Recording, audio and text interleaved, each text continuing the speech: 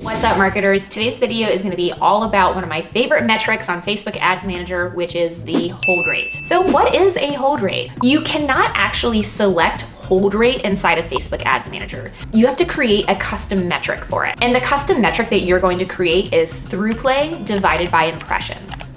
So what is a through play? A through play occurs when a user has watched 15 seconds of your video ad. So say a user is scrolling through Instagram and your video ad pops up on their feed. If they've watched 15 seconds of it, then that is going to count as a through play. Big question you're probably asking yourself right now is, what if my ad is less than 15 seconds long? Then in that case, if someone watches your ad to completion, whether or not it is 3 seconds long or 5 seconds long or 10 seconds long, then that also counts as a through play. Knowing this detail is actually incredibly important to know, but more on that later. It actually recently got me in trouble with a client, and I'm gonna tell you the story about that at the end of this video. So why are hold rates so important when analyzing your video creative? Well, from my perspective, hold rates tell a much larger part of the story. We all know and love the metric hook rate, which shows us the percentage of people who watched the first 3 seconds of the video.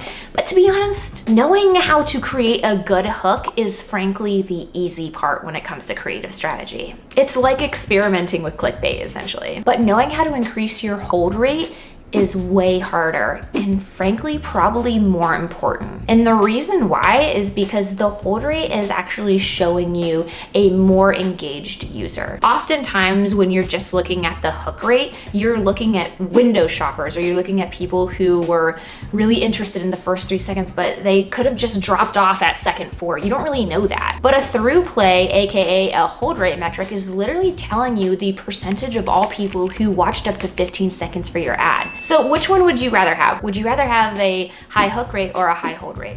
Now, these are definitely pairing metrics. In my experience, I've often found that top performing ads tend to have a high hook rate, but they also tend to have a high hold rate. And I have found that it is more difficult actually to train people up on how to get higher hold rates. And I'm actually gonna show you 5 of the strategies that we use at Thesis to increase our hold rates. But before I do that, I have one favor to ask, which is to like and subscribe to this video because it's free and will definitely increase your hook and hold rates.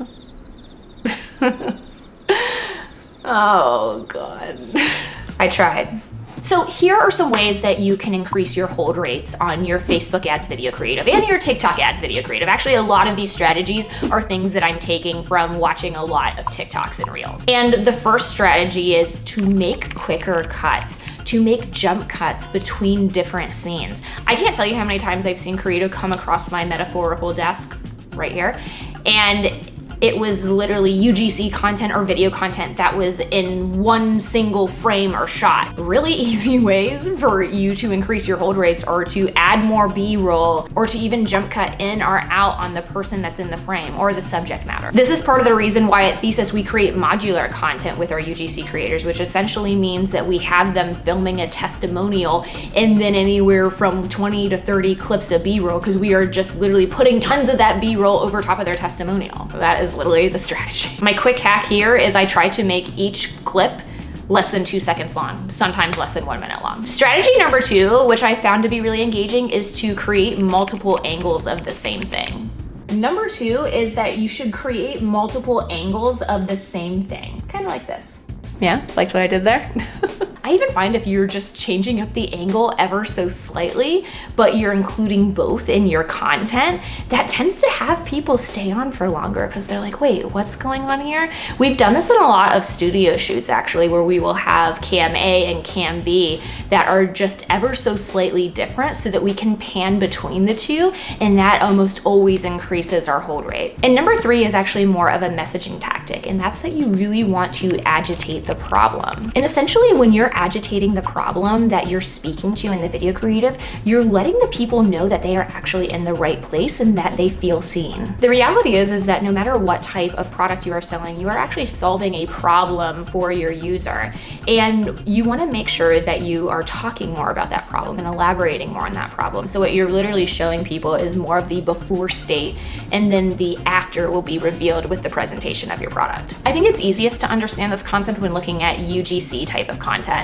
So when I'm creating UGC briefs, I'll literally have hook, agitate the problem 2 times, introduce the product, benefit testimonial reel, and then close out with catchy CTA. That is literally how I create all of my UGC briefs. The 4th tactic to increasing your hold rates is to actually refer back to whatever you had in the hook, or essentially continue the story. One of the highest hold rates that I've ever seen in a piece of content was actually because we had a super strong hook, so tons of people were stopping because of that really engaging hook, but then we were following up on it immediately in the subsequent frames. A lot of times I see UGC content or video content on these paid social ad platforms where the hook will actually have nothing to do with the rest of the video, and you know what? Sometimes that works. Sometimes you really can improve conversions on a particular ad just by swapping out the hook, but a lot of times I'm finding that you have to build on what is in the hook to really get those higher hold rates. Number 5 is one of my favorite strategies, which is after the hook, simply follow up with another hook. I like to call this strategy a hook reel. So we've done this with a few clients. One of my clients, The Perfect Gene, we tend to do this quite a bit, but we will literally just create compilations that are hook after hook after hook, building off of one another. So, you know, it could be worth for you guys to try just creating an entire ad that is using the hooks from all of your other top video ads. This is something that I think is super actionable for almost everyone watching this video. Now, one of the most common questions I get about hold rates is what is a good hold rate and what is a good hook rate? It's really funny. One of my friends, Anze, over at Twitter, he recently said that he's looking for hold rates that are anywhere from like 35 to 45 plus. And I'm gonna tell you that I typically do not see that high of hold rates. I typically see hold rates that are on the good end, anywhere from 8 to 12%, and that's really positive for me. Now, one of the highest hold rates that I had seen recently, and this is my client story that I told you guys I was gonna talk about. Recently, I was doing an analysis on an ad creative for a potential client, and I saw that it had super high hold rates. It was like 30%. And I was like, wow, this is really incredible. And this video was about a minute long. And essentially what I was doing with this creative was I was doing an analysis with that creative against the other ad creative that had been in the account.